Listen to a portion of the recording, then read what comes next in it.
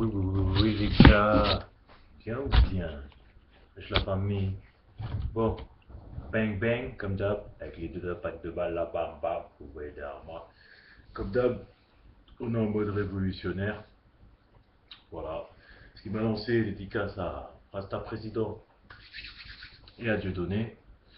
Et soutien à Corinne Gouget qui traverse une période, disons qu'on ne peut pas rester sensible à la souffrance des gens. Une femme qui se bat pour tout le monde. Sa lutte, elle n'est pas facile de toute façon. Je reviens dans la vidéo là, simplement, pour exposer en fait finalement le premier jet de mon parti politique. Qu'est-ce que je propose exactement quand je parle de 1793, du 24 mai, le jour du parti, référant à la constitution du 24 juin 1793. Bon. Comme je l'ai déjà dit, elle repose sur la constitution du 24 juin 1793, donc du coup, comment dirais-je, garantir donc la liberté, l'égalité, la sûreté et la propriété à tous les Français. C'est le rôle de l'État.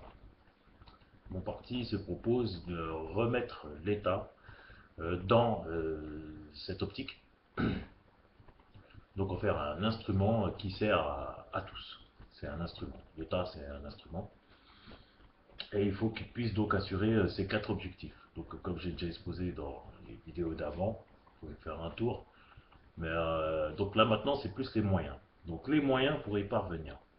Donc déjà il faut savoir, puisque garantir la liberté, on voit à peu près comment ça se passe. Pour garantir la liberté, il faut que chacun puisse faire les choses librement, sans qu'on s'en prenne à lui, et bien sûr dans la limite qui ne dérange pas les autres.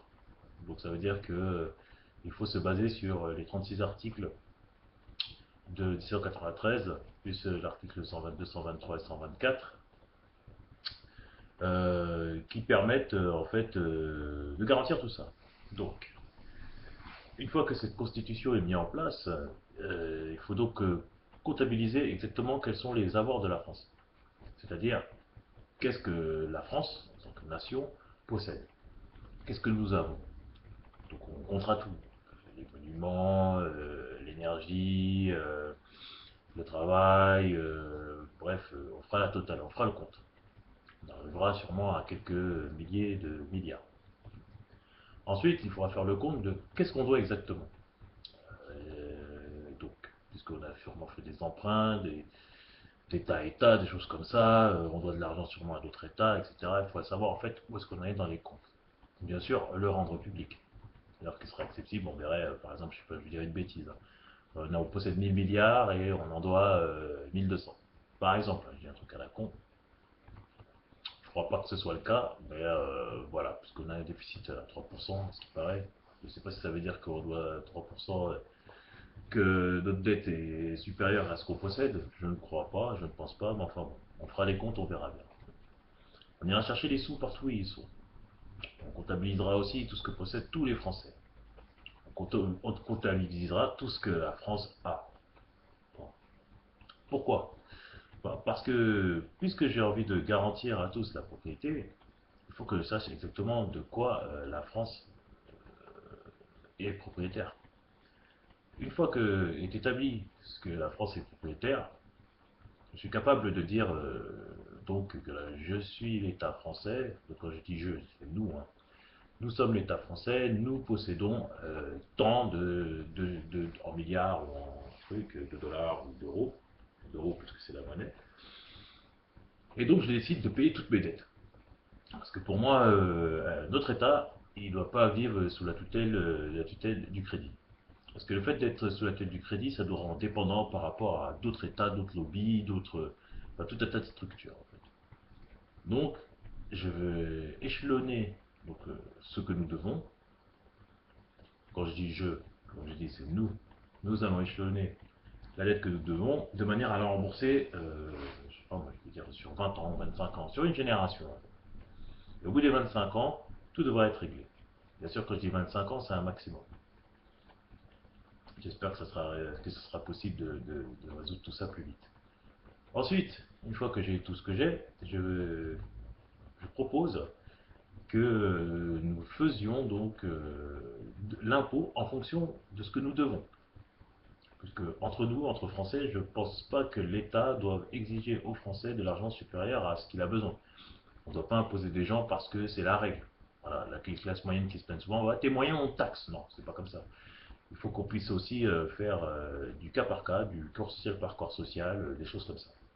Donc, je globalise ce que je possède et je globalise bien sûr les recettes, ce que j'ai besoin de recevoir, ce que j'ai besoin de dépenser pour entretenir. Donc, tout ce qui est trait à la sécurité des Français, au transport, etc. etc. Bon.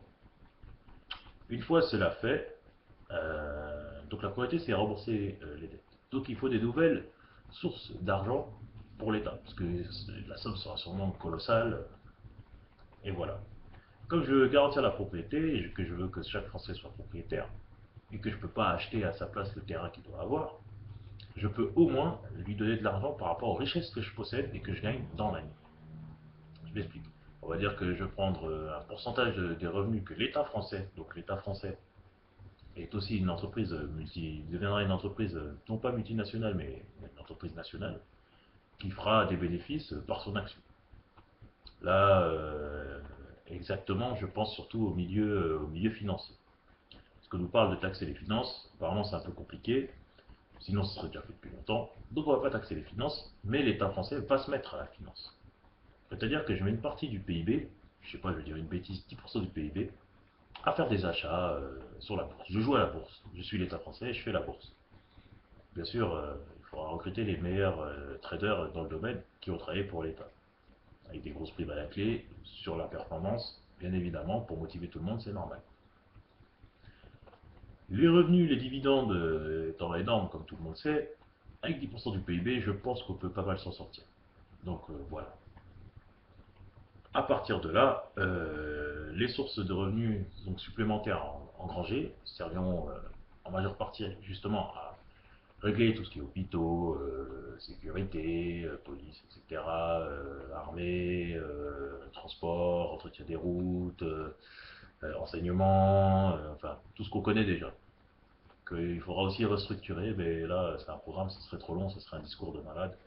Donc j'y vais étape par étape. Donc là, dans cette vidéo-là, c'est tout ce que je voulais dire, c'était ça. C'est-à-dire nécessité pour l'État français de comptabiliser ce qu'il possède, de comptabiliser les recettes qu'il fait, de comptabiliser les dépenses qu'il fait, pour pouvoir ensuite répartir sur chaque Français une certaine somme d'argent.